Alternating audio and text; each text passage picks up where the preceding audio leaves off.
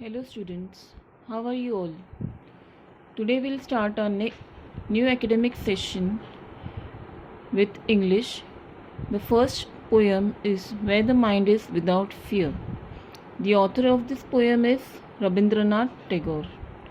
He's a very famous poet and he is the first Indian to receive the Nobel Prize in Literature in 1913. He is also referred to as the Bard of Bengal. Now, what do you mean by bard? Bard means a poet traditionally reciting epics. Epics are old poems, stories associated with oral tradition, which have been passed on from generation to generation. Now, before starting the explanation of the poem, we will go accordingly as we do it in the class. We first do the warm-up session, which is given before the poem. Here you can see the first page of your English Bharati. Here the first warming up session is showing you a match, the following, in which there is the word and the meaning is given in the next column. First is humanism. What do you mean by humanism? Now, humanism means a rationalistic outlook towards humans rather than a drive or supernatural one. Then, what is patriotism? Patriotism means quality of being patriotic, vigorous support for one's country, where you show love towards your country. Then is internationalism. Internationalism means state or process of being international. That means you are globally introduced. Then we have liberalism. Liberalism means holding liberal views, that we don't stick to one thing. We have views for all the groups. We don't be partial to anyone. Then next is environmentalism.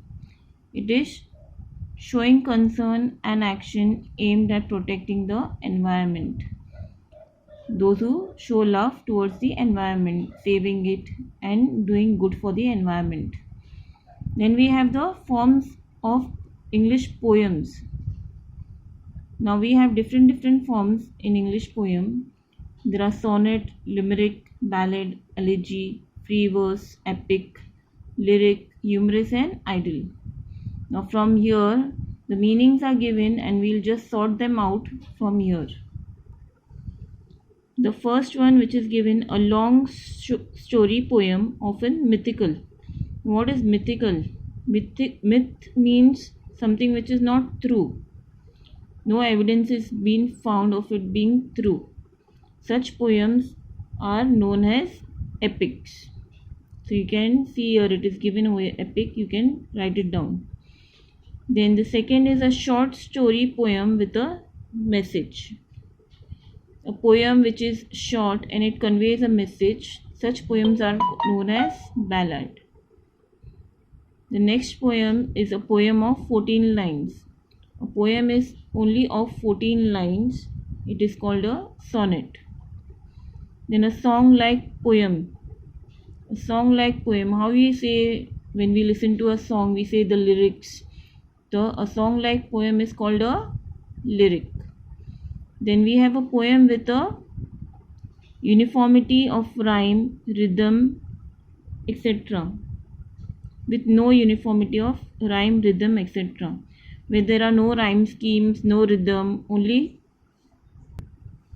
no rhyme scheme, no rhythm. Such poem is called as a free verse.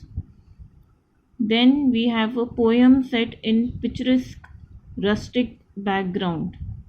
Such poem is known as ideal. Now what is a picturesque rustic background? Rustic means a very old rustic look is given, and when we listen to the poem, there is a background created in our mind which sets as a picturesque view. Now next is a sad poem lamenting death of a loved one. Now, whenever there is a poem which indicates death of a loved one in that poem is known as elegy. Then we have next one, a 5-line short funny poem with rhyme scheme AABBA. Such a poem is known as a limerick. Then a poem written just to create humor, that is the humorous. A poem which is funny, which is often created or written just for fun, so that we enjoy reading it. Now we finished with the warm up. We come to the poem Where the Mind is Without Fear. The author is Rabindranath Tagore, 1861 to 1941. He was the author of Gitanjali. Now, this poem which we are going to study, it is a part of Gitanjali which Rabindranath Tagore had written in 1910. Now, Gitanjali was an anthology. Gitanjali was an anthology. Anthology means collection of poems. So, this poem is part of that Gitanjali which Rabindranath had written in 1910. He was the first non-European to win the Nobel Prize in Literature in 1913. He was the first Indian to receive it in 1913. This poem is one of the vastly read and discussed poem. It was originally in Gitanjali, it was written originally in Bengali, and later he himself had translated it into English. This poem is from his Nobel Prize winning anthology Gitanjali. Now, Tagore lived during the time when India was ruled by British. So this poem was written during the pre-independence, that is before independence.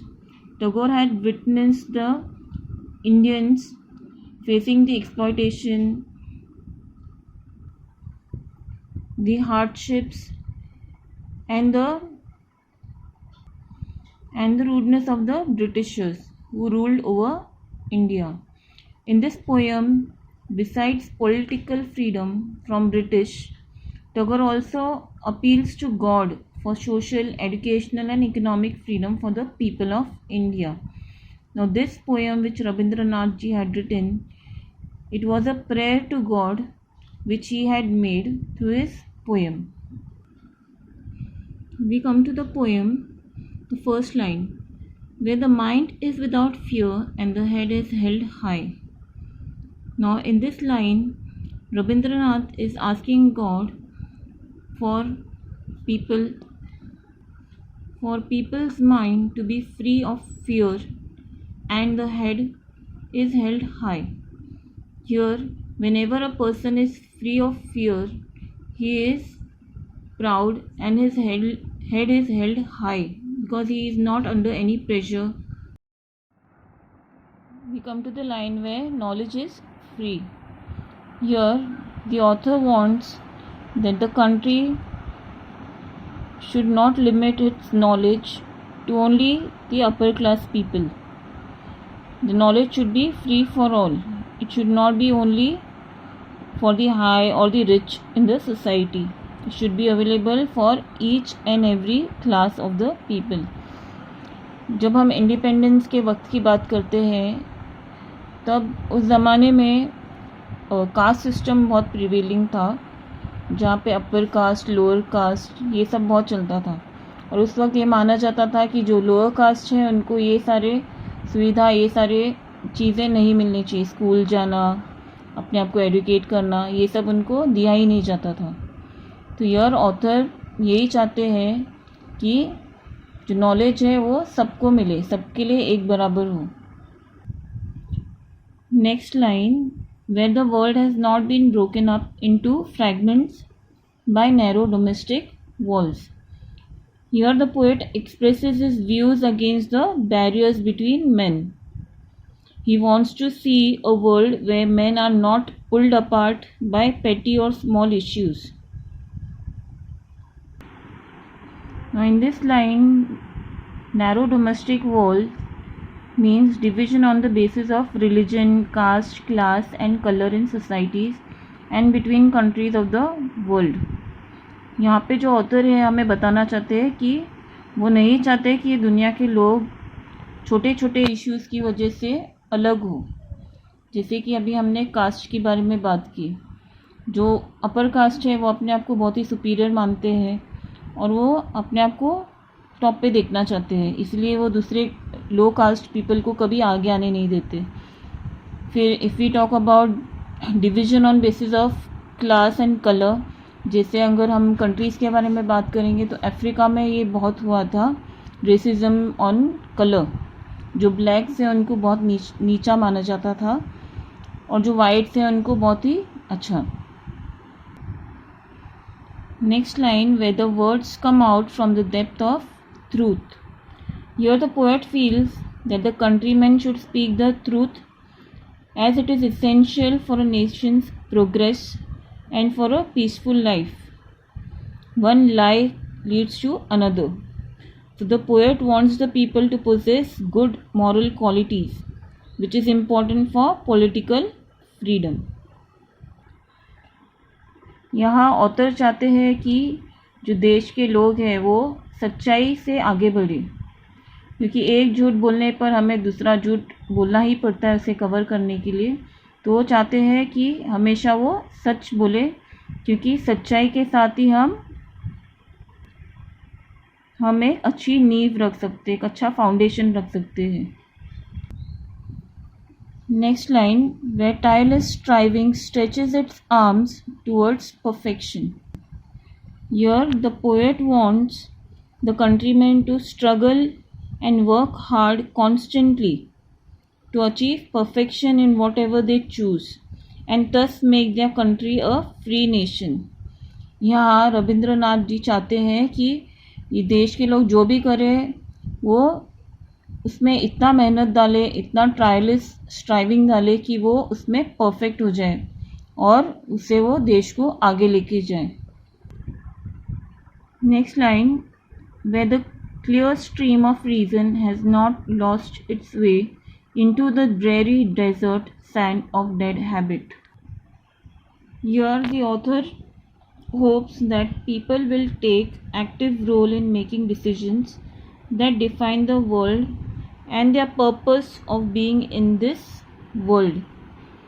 Here author wants that the people, यहाँ के लोग ये भूल ना जाए कि वो यहाँ किस मकसद से आए हैं और वो ये डेड हैबिट की वजह से अपना जो असली मकसद है वो ना भूल जाए. ना what is dead habit? Dead habit are old traditions and customs that are harmful. Now, there are many old traditions which have been followed.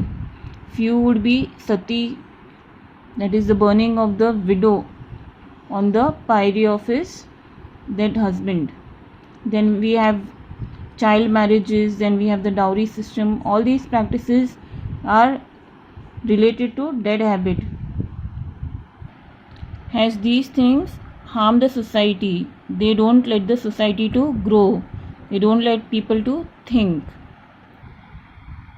Next, where the mind is led forward by thee into ever widening thought and action, into that heaven of freedom, my father, let my country awake. Now here the poet wishes his countrymen to be progressive and broad-minded. They should be open-minded for overcoming the narrowness in their heart. Poet wants his country to awake in freedom of good thoughts, good deeds and also to respect the thoughts of others. Now यहाँ पर author जो है वो God से pray कर रहे हैं. He is asking to lead them into a heaven of freedom. Now heaven of freedom meaning is given in the textbook. It means condition of total freedom of good thoughts, words and good deeds while respecting those of others. So here Rabindranath is praying at the last that for his countrymen that they become free, they have good thoughts, their actions are good, and they become